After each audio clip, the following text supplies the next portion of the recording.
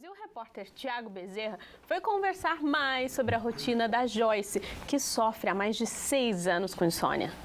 Boa tarde, Dani. Boa tarde, Lucas. Hoje, falando nisso, veio pra rua para conversar um pouquinho com a Joyce. Ela tem 29 anos e faz parte de uma estatística da OMS, a Organização Mundial da Saúde, que diz que 40% da população brasileira sofre de insônia.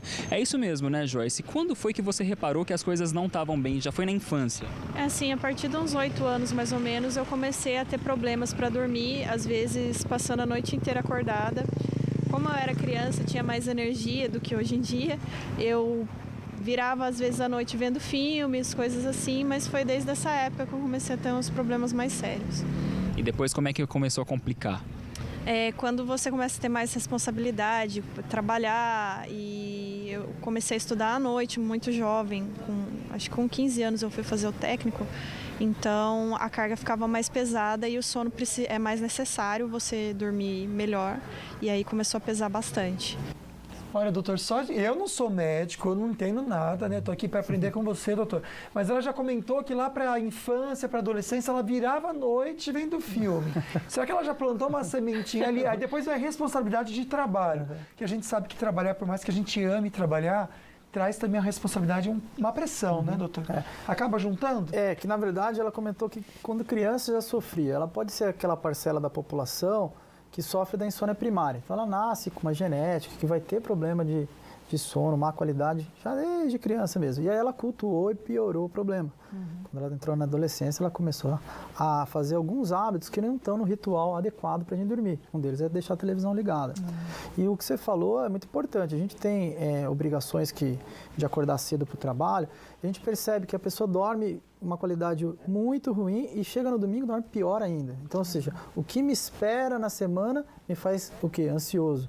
Então aí tem alguns pontos que a gente pode traçar da insônia dela, que veio desde a idade inicial, com a insônia primária, que passou por um problema de transtorno de humor, de ansiedade, e que ela complicou com as medidas que ela... Por conta da insônia, a Joyce ficava aí indisposta na maior parte do tempo.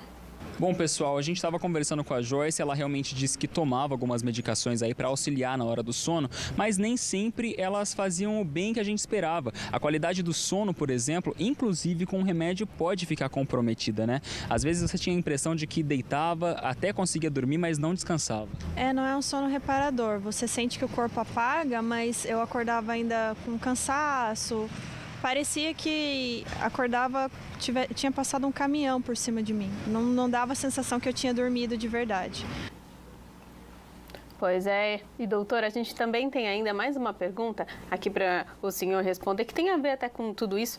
O Osmar Rosa, que é de São José dos Campos, ele está perguntando, aliás, né, se o uso contínuo de medicamentos fitoterápicos para auxiliar no sono não deve ser o ideal, mas pergunta, né, que é uma explanação sobre isso. É ou não é ideal usar esse tipo de medicamento? Ele diz que utiliza quase continuadamente o Valerimed.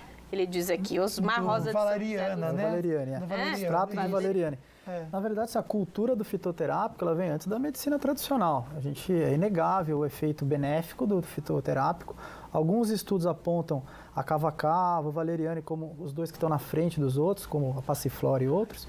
Mas eu acho que o que ele aponta se é ideal usar sempre, depende do tipo da insônia. A gente precisa classificar se é uma insônia primária, se ela é de origem genética, ou se ela é secundária. Ela pode ser secundária um transtorno de humor, ela pode ser uma doença crônica reumatológica, que também dá perda do sono e perda da qualidade. Ela pode ser um distúrbio de tireoide. Então, antes da gente classificar que tipo de insônia é difícil falar de um remédio como bom ou ruim. Desde os barbitúricos, hidrato de cloral de 1800 e lá vai para pedrada para trás, a gente tem uma série de remédios que dão sono. A gente tem remédio que usa para uma coisa, mas como efeito colateral dá sono. Posso usar um antialérgico que dê sono. O que não pode é se automedicar, isso, né? Ficar tomando toda noite um remédio para dormir.